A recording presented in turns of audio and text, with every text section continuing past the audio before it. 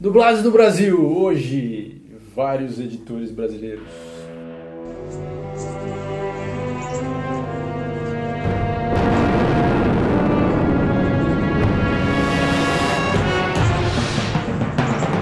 Acho que a gente tem que começar falando sobre qual é a grande diferença desses caras, porque no programa anterior a gente falou sobre o que é a função do editor lá fora, né, que é basicamente o cara que comanda a indústria dos quadrinhos. O que é o editor aqui no Brasil? Porque a maioria desses caras trabalha com coisa que já foi editada lá fora. Trabalha com material pronto. Né? Então chega um material que ele tem que tomar decisões assim. Bom, às vezes o material chega, é o material que ele gostaria, às vezes os caras vendem um pacote, tem material que não obrigatoriamente é vendável, é interessante, é um pouco... Aliás, quase sempre é aquela coisa tipo, ó, você quer publicar esse aqui, vai ter que levar esse aqui junto. Pacote aqui fechado e tal. Mas aí precisa tomar uma decisão, como é que eu vou publicar isso, qual a sazonalidade, qual o formato, qual o preço, qual o mix que eu vou fazer, se isso tem mercado ou não. É muito mais decisões mercadológicas e de custo, assim, se eu vou fazer em formatinho pequeno porque isso economiza, se eu vou fazer em formato americano. São decisões muito mais, digamos, técnicas e econômicas do que decisões artísticas. Tem decisão artística porque você tem que escolher quem vai ser o tradutor, quem vai ser o revisor, claro. Você vai adaptar com algumas coisas. E aí você pega aquelas coisas mais velhas, anos 60, anos 70, aquelas traduções esquisitas, né? Que o pessoal traduzia inclusive o nome da identidade civil, o Peter Parker, que era o Pedro Prado. Então dessa vez a gente estava falando dos editores, do trabalho dos editores velhos, né? Como eles estavam abrindo a senda dos quadrinhos para cá, então é natural que também tivesse essas traduções esquisitas, uns formatos estranhos, o papel que soltava a tinta, porque, vamos falar a verdade, o pessoal estava aprendendo a fazer quadrinho aqui no Brasil também. Né? Então a gente selecionou 4 caras que trabalham hoje, que basicamente comandam a indústria do quadrinho no Brasil. Né? 3 deles que são desse formato de divulgação de quadrinho, publicação de quadrinho estrangeiro, Elcio de Carvalho, o Dorival Lopes e o JP Martins. E um cara que é o ponto fora da curva, que faz todo aquele trabalho de edição mesmo, o Sidney Guzman, porque ele trabalha com quadrinho nacional. Então, o Elcio de Carvalho, ele, assim, é um nome fundamental no quadrinho brasileiro. Para a história da Marvel, por exemplo, ele ficou 28 anos, depois de 79, que ele começou a trabalhar com a Marvel no Brasil, os 28 anos seguintes é o nome dele e é ele que administra isso, basicamente. O pai dele tinha uma gráfica, o pai do Elcio, e ele desenhava desde criança e ele queria desenhar quadrinhos de super-heróis. Ele lia, ele gostava, então esse era um sonho dele. Ele tentou fazer isso em editoras que eventualmente poderiam vir a produzir quadrinhos, mas as editoras Abril, a Globo, não queriam produzir isso, queriam só trazer material. Então ele foi trabalhar como editor do material pronto. Então, o Dorival Lopes é o cara que começou cedo na indústria gráfica de um jeito meio peculiar. Ele começou como office boy, na verdade, e foi crescendo, ganhando experiência, entrando em outros departamentos, né, sempre metido na área de quadrinhos. Ele é o cara que vai puxar o Elcio Carvalho para trabalhar com quadrinhos quando ele puxa, né, os heróis da Marvel, que até então estavam sendo publicados na Ebal. Né. Para quem não sabe, Ebal foi provavelmente a primeira grande casa dos quadrinhos aqui no Brasil. E aí o Elcio e o Dorival são os caras responsáveis por tirar os heróis que estavam tendo um bom sucesso até na Ebal e botar num formato novo na Abril, que aí esquece, consolidou de vez a presença do herói de quadrinhos no mercado brasileiro. Uma coisa que é meio polêmica no trabalho, né, da dupla bem polêmico. Elcio e Dorival é que eles editaram literalmente muitas das histórias. Então algumas histórias elas tinham recortes diferentes, o pessoal tinha que suprimir algumas coisas. Suprimir a página. Suprimir a personagem. Então tem histórias que você pega o original, você vai ler e fala assim, cara, não tem nada a ver com aquilo que eu lembrava que eu tinha lido quando eu era moleque. Né? Então acho que o exemplo mais clássico, Guerras Secretas. Guerras Secretas tem bastante críticas a respeito. De qualquer maneira, assim, era uma decisão editorial que tinha a ver com um contexto específico. Eles publicaram Guerras Secretas aqui adiantada da cronologia do que estava sendo publicado até então. Então, aquilo saiu aqui meio sem contexto com o que saía mensalmente. Então eles tiveram alguns spoilers que obviamente já existiriam no roteiro da Guerra Secreta, porque ainda não tinha publicado tudo até lá. Eles cortaram para não estragar algumas coisas do que ainda viria a ser publicado mensal. Então isso, assim, foi uma decisão editorial questionável e tal, mas tinha uma justificativa naquele momento. Rola uma lenda aí que, na verdade, essa limagem toda da Guerras Secretas foi forçada porque o pessoal queria trazer os brinquedos de Guerras Secretas para cá, então adiantaram a publicação para poder fazer a relação, os produtos assim, também. Trazer os brinquedos, e aí a gente pegou uma história toda mutilada. Meio picada, né? Então, eu fui leitor de Formatinho Abril durante muito tempo e eu lembro disso, quer dizer... A diferença entre o material que saía nos Estados Unidos e saía aqui no Brasil era 4 anos, 5 anos às vezes. Então, como algumas coisas vieram adiantadas, como a Guerra Secreta, por exemplo, ou como a morte do Super-Homem, por exemplo, mas de qualquer maneira eles adiantaram algumas grandes sagas que fizeram mais barulho na imprensa e tal, e por causa disso criou-se uma cronologia da Abril própria. Então, sei lá, você lia a morte do Superman, meses depois o Batman estava usando ainda a braçadeira porque ele estava de luto, porque o Superman tinha morrido, mas assim, já tinha acontecido, a morte há muito tempo, porque as coisas não aconteciam cronologicamente juntas. Então o que a Panini faz hoje é uma coisa muito melhor do que o que acontecia nesse momento. Claro que a Panini não é perfeita, tem problemas, mas comparativamente eles tá ótimo. Então, aí o Elcio de Carvalho, o Dorival Lopes e o JP Martins, que também é um cara famoso aí, no meio, eles montaram uma editora que chama Mitos Editora. Eles publicaram várias coisas também de forma independente, mas hoje o principal trabalho deles é fazer a edição para a Panini. Então a Panini tem lá o direito do quadrinho, elas têm o direito do personagem e tal, e aí ela repassa para a Mitos, e a Mitos que monta toda a parte de trabalho com gráfica, de coordenar a impressão. A Panini tem o próprio sistema dela de distribuição, mas quem faz a coisa virar uma coisa física é a Mitos, e esses caras são os caras que estão por trás dessa logística. Então eles construíram toda a história dos quadrinhos na década de 70, 80 e 90, e aí agora eles ainda estão trabalhando nessa área, eles estão num outro segmento. Eles são do tipo a mão invisível que controla o mercado de quadrinhos. São fundamentais aí para o quadrinho que você chega na banca e compra. Fora que a Mitos tem o mérito de trazer um monte de coisa que, se não fosse ela, a gente não ia ler nunca. Né? Ela traz coisas quadrinho inglês, quadrinho italiano. Então, essas coisas que a Panini e outras grandes editoras acham que não tem mercado, eles vendem pra gente. Eles têm um sistema deles lá de distribuição também, eles fazem uma tiragem menor, mas eles trazem e proporcionam para o público brasileiro a possibilidade também desse tipo de material. E público fiel, que é o dicas de passagem. Então, assim, quem lê Tex lê sempre, quem lê Júlia lê sempre, cara. Não é... Agora o Juiz Dredd, cara... Eu fiquei tão feliz quando eu vi aquela primeira edição do Juiz Dredd da Mitos, fazendo puta merda. Legal. Foi legal. JP Martins, é famoso também no meio dos quadrinhos. Ele é um cara, na verdade, de idas e vindas. Ele entrou no universo dos quadrinhos meio pela porta dos fundos, né? Porque ele queria ficar perto desse negócio, ele curtia pra caramba. Então, procurou abrir e falou assim, olha, eu me ofereço pra traduzir pra vocês de graça. Quer dizer, só pela graça de ler antes o material original, uma coisa... E pra sorte dele, ele falou assim, não, de graça você não pode trabalhar. Então fizeram o teste com ele, ele passou a ser pago pra fazer o trabalho que ele queria fazer de graça, cara. Isso é genial.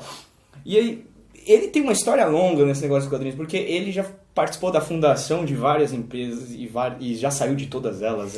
Então, ele é um dos fundadores daí da Mitos também, mas ele já saiu da Mitos. Ele é um dos fundadores da Via Lettera. Também já saiu de lá. Também já saiu, mas assim, ele também está ligado a essa história dos quadrinhos no Brasil. Por exemplo, a Via Lettera que trouxe o Watchmen, o V de Vingança, quer dizer, você não tinha grandes opções a não ser essa edição que eles fizeram, ou você tinha que ir em sebo procurar o que já tinha sido editado pela Abril lá atrás. Quer dizer, a Panini, por exemplo, demorar tanto tempo para reeditar essas coisas aqui, que são coisas clássicas e absolutamente icônicas, que qualquer colecionador, qualquer fã compraria com certeza. Então, mesmo que assim, a qualidade não seja ideal, que tenha problemas, mas de qualquer forma, pelo menos dá a possibilidade para as pessoas terem acesso. A qualidade não era ideal mesmo, né? Porque a coisa da Via Lettera era assim, os caras pegaram uma Xerox colorida vagabunda e usaram pra gente ler. Uma outra coisa que eles fundaram, o JP, o Elcio e o Dorival juntos, foi a Arte Comics, que era tudo junto, Art Comics, depois virou Art Comics, que é uma empresa de licenciamento, basicamente. Então eles têm 2 braços ali, que é a Art Comics e a Art Comics Internacional. Eles são como se fosse um time de futebol, assim, nessa Art Comics Internacional, que tem o passe dos desenhistas, dos artistas.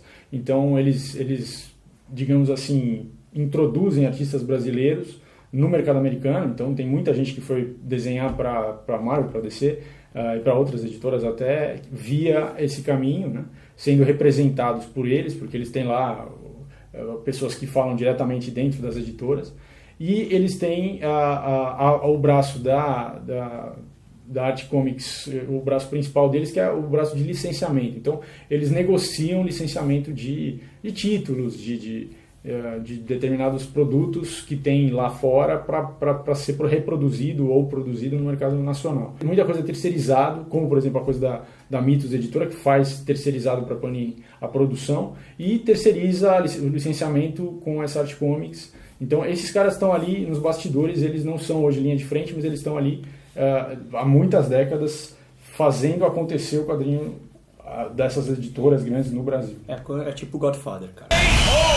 O quarto cara do programa de hoje, ele é ponto fora da curva, porque esses 3 que a gente falou, eles são importantes pra caramba na história recente dos quadrinhos de heróis, mas eles fazem um trabalho que na verdade a gente chamaria mais de pós-edição ou pós-produção. Agora, esse cara não, o Sidney Guzman é editor de fato. Na verdade ele é um desses caras também que é muita coisa, né? Desde a graduação ele já escrevia sobre quadrinhos. Aliás, ele conseguiu publicar o primeiro artigo dele sobre quadrinhos no Jornal da Tarde, quando ele ainda era estudante. E ele lembra que os professores dele ficaram assim, na polvorosa, tipo, pô, como você conseguiu publicar isso tudo? Ele foi pulando de veículo de comunicação em comunicação, sempre tentando botar quadrinhos, começou a escrever artigos freelance também, e dali a pouco, tá, ele foi chamado para começar a editar coisa. Então ele trabalhou na parte de redação da editora Globo, aqueles textos que aparecem nas páginas de divulgação falando de gibi. O Sidney vai aparecer, na verdade, para o grande público consumidor de quadrinhos com um artigo que ele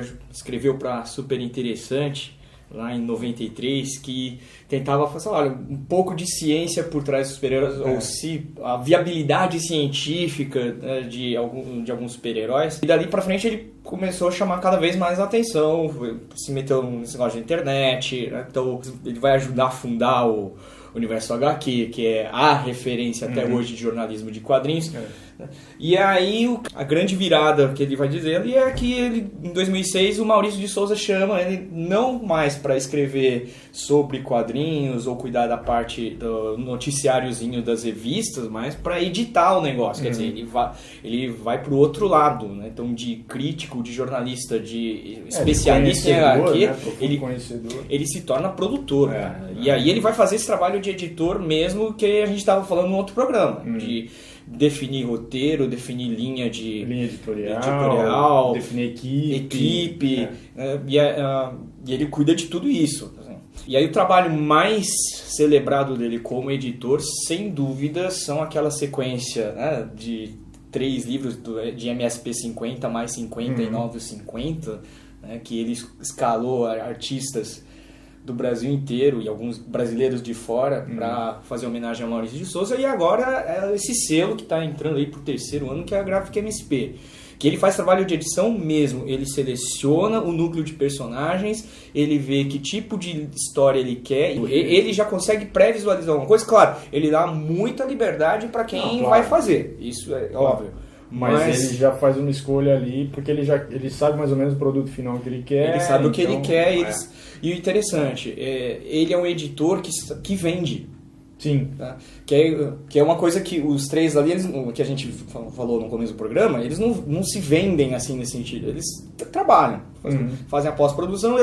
O Guzman é o cara que realmente faz edição de modelo assim, mainstream de mercado, quer dizer, ele vai anunciando, vai ter isso, vai ter aquilo. Ele faz um trabalho de mídia, né? Muito faz forte. Um trabalho de mídia muito forte. São de bastidores mesmo. Exato. Que é o que você espera de um editor. Sim, quer dizer, o cara que vai falar em nome da casa. Você, olha, a gente está lançando isso, está lançando aquilo.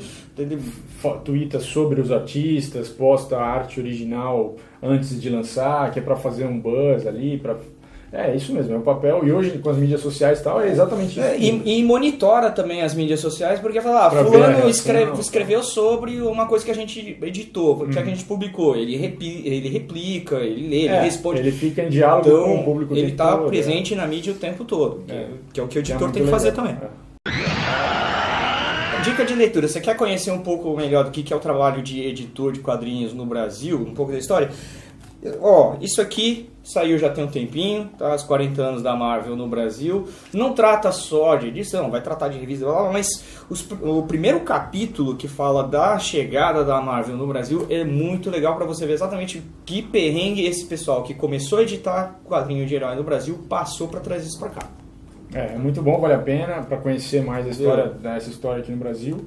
E assim, assim para uma conclusão aqui, quer dizer, como a gente tem um mercado muito voltado para o mercado americano, que a maior parte do material vem de lá, e alguma coisa do resto do mundo, tal, e a gente tem pouca produção nacional, então, mas tem pouca produção nacional no mainstream, quer dizer, tem um monte de produção independente, alternativa, tal, mas no mainstream, como indústria, tem pouca produção nacional.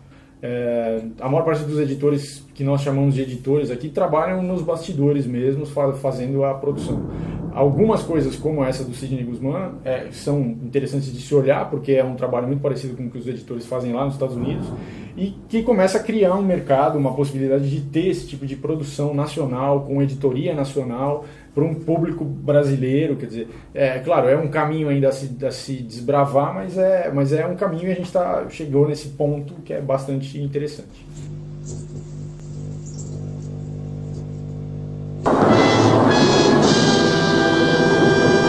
Bom, o Hal Jordan, sabe, o que sabe esse cara do Brasil? Nada. Mas de qualquer maneira, ele com certeza acho que não quer saber também, não quer ter nenhuma relação com nenhum editor no Brasil, a não ser que a coisa fique muito boa dele, talvez. De qualquer maneira, ele quer ir embora, tá? Ele quer ir para casa de alguém, então, de qualquer um de vocês, por favor, compartilhem os vídeos. Quero busto do Hal Jordan, quadrinheiros, as hashtags. Compartilha direto da nossa página no Facebook e coloca isso em público para a gente poder ver. Quem compartilhar mais, a gente vai sortear. Tá chegando no final a série. Próximo episódio acaba a série, então é a última chance. Bom, então é isso, galera. Camisetas Lendo a Nona, aqui é o link dos caras. E é isso aí, até a próxima. Episódio final, o próximo. Até lá.